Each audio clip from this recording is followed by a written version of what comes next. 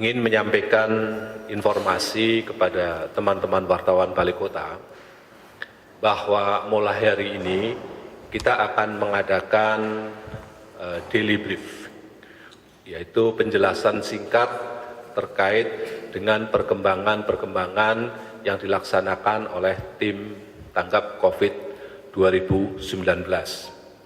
Nah, ini tentu perlu saya sampaikan kepada teman-teman wartawan semuanya, agar teman-teman wartawan selalu terupdate perkembangan-perkembangan yang berkaitan dengan penanganan COVID-19 di Provinsi DKI Jakarta.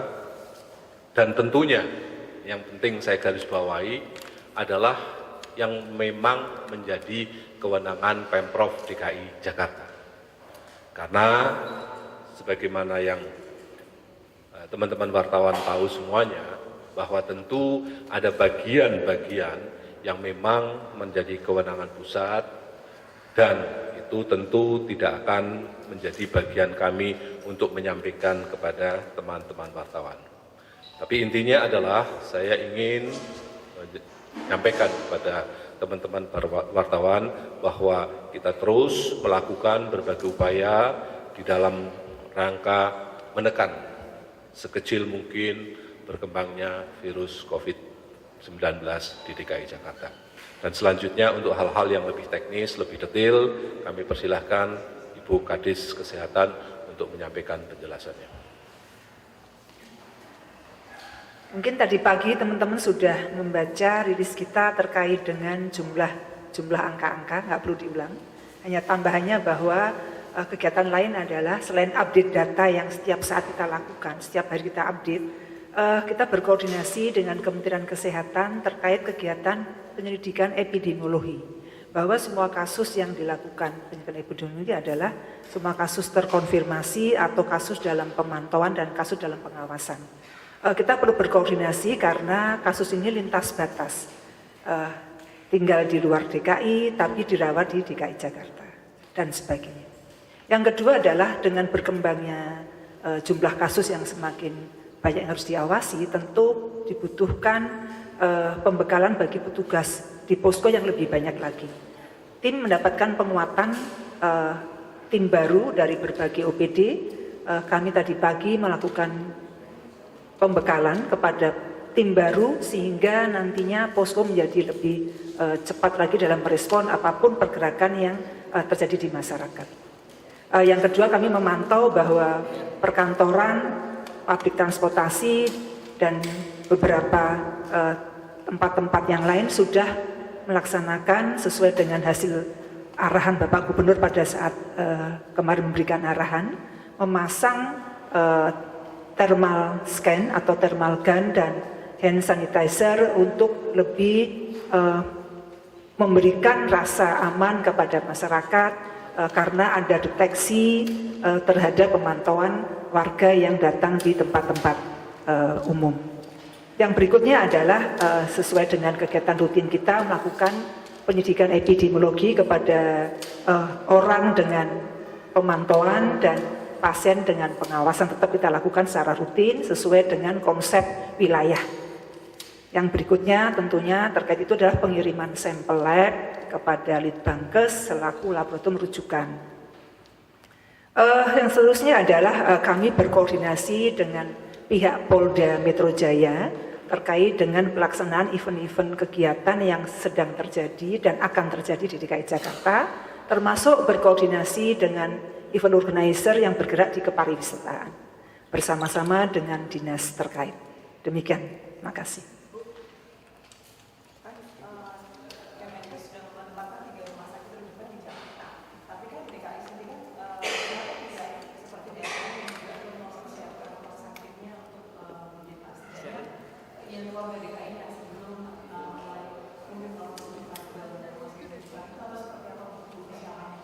Ya, mungkin teman-teman sudah membaca rilis kami bahwa di kita kan ada beberapa warga yang masih dalam pemantauan maupun yang pasien sedang dalam perawatan.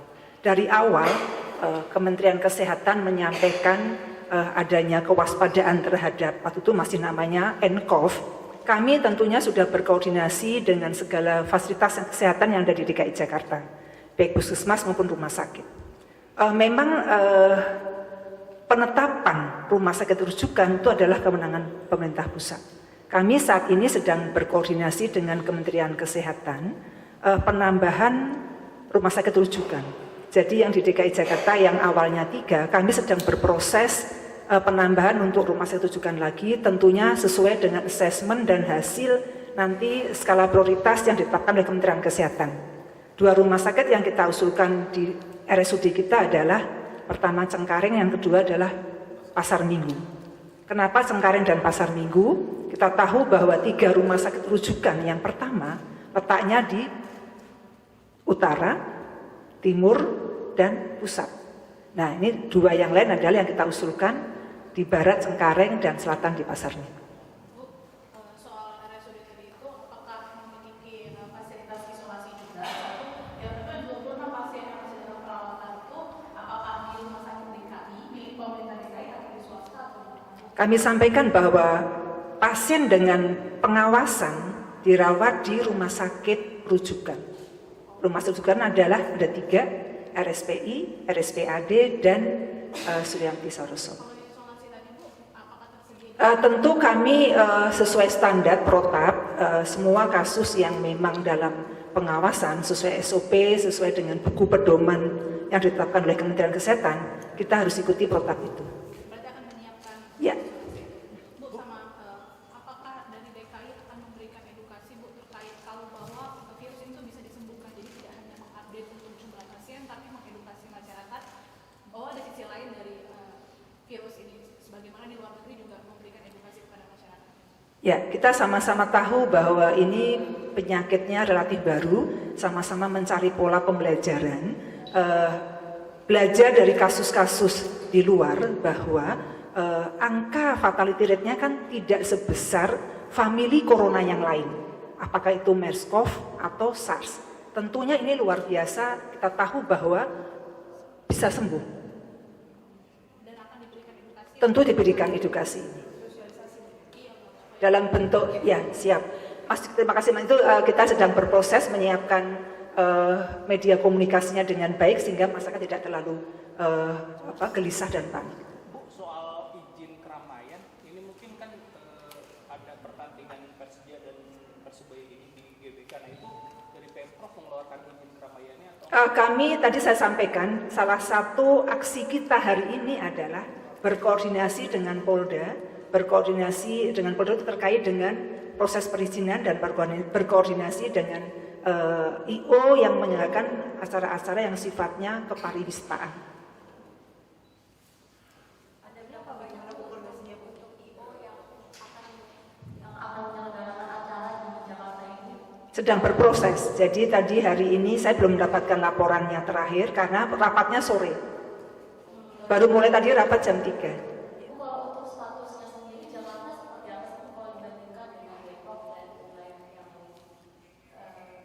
Penetapan status karena ini masih menjadi penyakit yang sifatnya emerging disease di bawah kendali pusat. Kami menyampaikan apa yang kami kerjakan sesuai dengan kewenangan. Apakah Ibu ada informasi seorang guru di Jakarta Selatan yang diduga suspek dari sekolah itu? Apapun laporan yang rumors apapun kita harus respon. Kita punya tim di tiap kecamatan, kita lakukan PE, penyidikan epidemiologi, sampai dengan detail dan kita lakukan langkah-langkah sesuai SOP. Kalau memang harus dilakukan perawatan, kalau harus dilakukan dimantau, tentunya akan kita tetapkan. Laporan dari lapangan seperti apa? Teman-teman sedang berproses melakukan PE.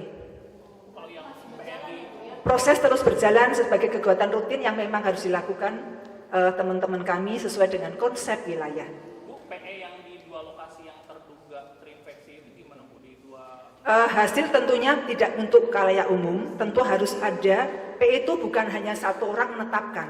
PE itu adalah tim gabungan yang terdiri dari seorang surveillance, epidemiolog, klinisi dan laboran. Baru nanti bisa disampaikan secara pasti bagaimana hasilnya.